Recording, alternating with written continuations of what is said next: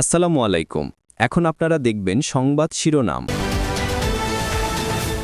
জামালপুরের ঝিনাই নদীতে নৌকা ডুবে ভাই বোন সহ 4 শিশু মৃত্যু। নিখোঁজ একজনের সন্ধানে অভিযান। বংশের 4 সন্তানকে হারিয়ে দিশেহারা পরিবার।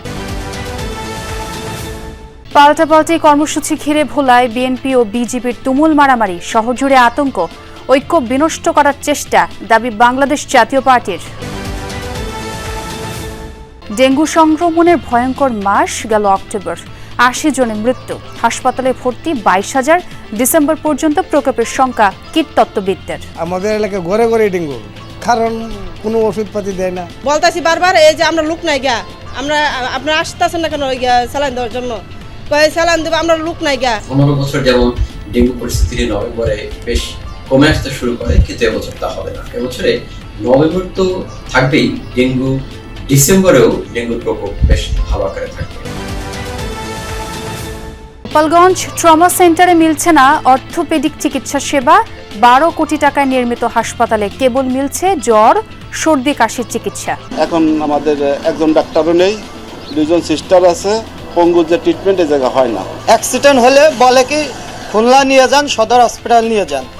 আমার শত শত লোক মারা যাচ্ছে। নওগাঁর বাজারে আগাম শীতকালীন সবজি উঠলেও উচ্চ দরে ক্রেতাদের নাজেহাল অবস্থা। উৎপাদনে ঘাটতির অজুহাত চাষিদের। মানে এমন অসুবিধার ভিতরে আছে তার বলার শেষ নেই। যেখানে হাফ কেজি সেখানে হলো 250 গ্রাম। আগাম তো করাই যায়নি, এই বৃষ্টি করা যায় নাকি, বীজ ফেলা হলো, নষ্ট হয়ে গেছে। বর্ষার শেষে মনোমুগ্ধকর রূপে সেজেছে মুন্সিগঞ্জের আড়িয়াল বিল।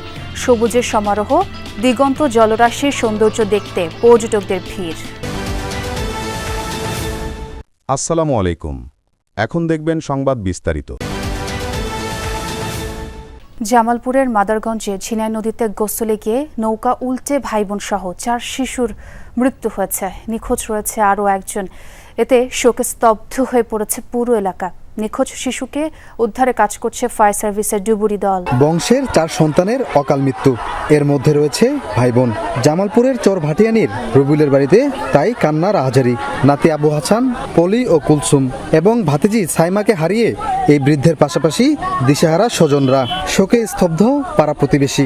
স্বজনরা জানায়, শুক্রবার দুপুরেই হাস্যোজ্জ্বল 4 শিশু খেলছিল রবিউলের আঙিনায়। গোসলের জন্য পাশের ঝিনাই নদীতে যায় তারা। নদীর অপর পাশ থেকে আসে বৈশাখী। এই 5 জন। এরপর নদীতে ডিঙি নৌকায় খেলার সময় স্রোতের টানে ডুবে যায় তারা। উদ্ধার অভিযানে একে একে 4 জনের মরদেহ উদ্ধার করা হয়। এখনো খোঁজ মেলেনি বৈশাখীর। আমার বাঁচতি আর বাঁচতে আরেকটা হলো আমার বাঙি, আড়ালো নাতি। আসলে তারা গেছে নদীতে গোসল করতে, যার এই দুর্ঘটনাটা হয়ে গেছে। খাওয়া দাওয়া করে বাড়ি গিয়ে বল খেলাইলো, বাড়ি গিয়ে বল খেলাই আর নাই গো, আর বাইরে আর পরে পরে আর বাইরে গো। ভোলায় বিএনপি ও বিজেপির পাল্টাপাল্টি কর্মসূচিকে ঘিরে দুপক্ষের মধ্যে ধাওয়া পাল্টা ধাওয়া হয়েছে। এতে পুলিশ সহ অন্তত 50 জন আহত হয়েছে। এই ঘটনায় আতঙ্ক ছড়িয়ে পড়ে চারপাশে এলাকায়। ঘটনার পর দুই পক্ষই তাদের অবস্থান জানিয়েছে। পাল্টাপাল্টি কর্মসূচিকে ঘিরে লাঠিসোঁটা হাতে দুপক্ষের ধাওয়া পাল্টা ধাওয়া। শান্ত পরিবেশ মুহূর্তেই পাল্টে যায় উত্তেজনায়। আতঙ্ক ছড়ায় চারিদিকে। প্রত্যক্ষদর্শীরা জানায়, ভোলা জেলা বিএনপি ও বিজেপির কার্যালয়ের সামনে চলছিল নিজ নিজ দলের কর্মসূচি। পরে বিজেপি ও তাদের সহযোগী নেতাকর্মীরা স্থানীয় নতুন বাজারে দলীয় কার্যালয়ের সামনে থেকে মিছিল বের করে। বিভিন্ন সড়ক ঘুরে একই স্থানে গিয়ে শেষ হয় মিছিলটি। পরে অনুষ্ঠিত হয় সমাবেশ। অন্যদিকে শহরের মহাজনপট্টিতে জেলা কার্যালয়ের সামনে সমাবেশ করে বিএনপির নেতাকর্মীরা। মিছিল নিয়ে নতুন বাজারের পৌর ভবনের সামনে পৌঁছালে উভয় পক্ষের মধ্যে প্রথমে ইটপাটকেল নিক্ষেপ এবং পরবর্তীতে ধাওয়া পাল্টা ধাওয়া হয়। আহত হয় দুই পক্ষের অর্ধশতাধিক নেতাকর্মী।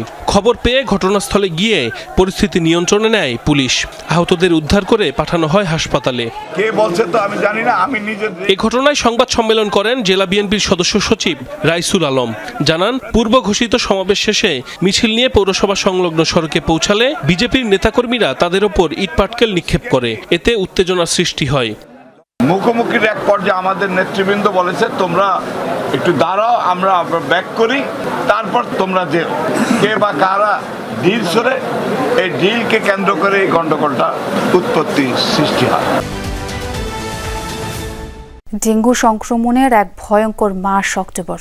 রোগ নিয়ে হাসপাতালে ভর্তি হয়েছেন 22,000 মানুষ, মৃত্যু হয়েছে 80 জনের। বিভিন্ন হাসপাতালে বাড়ছেই রোগীর সংখ্যা। কীটতত্ত্ববিদ বলছেন এবছর নভেম্বর ডিসেম্বরেও থাকবে ডেঙ্গুর প্রকোপ। অক্টোবরের শেষ 24 ঘন্টায় রোগী ভর্তি 149 জন, এর মধ্যে 128 জনই ডেঙ্গু আক্রান্ত, যা এবছর একদিনে সর্বোচ্চ ভর্তি। হাসপাতালে ডেঙ্গুর চিকিৎসা নিচ্ছেন 279 জন। হাসপাতাল বলছে ভর্তি রোগীদের 80 ভাগই নারায়ণগঞ্জ থেকে আসা। এছাড়া রাজধানীর ভাটারা, বাড্ডা ও ডেমরার রোগীও আছে।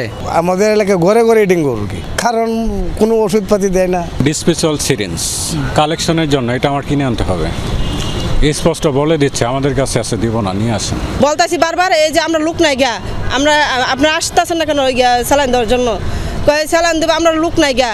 গত বছরের 31 অক্টোবর পর্যন্ত ডেঙ্গু শনাক্তের সংখ্যা ছিল 61,000, এবার তা প্রায় 70,000-এ ঠেকেছে। গত 3 মাসে আক্রান্তের সংখ্যা বেশি।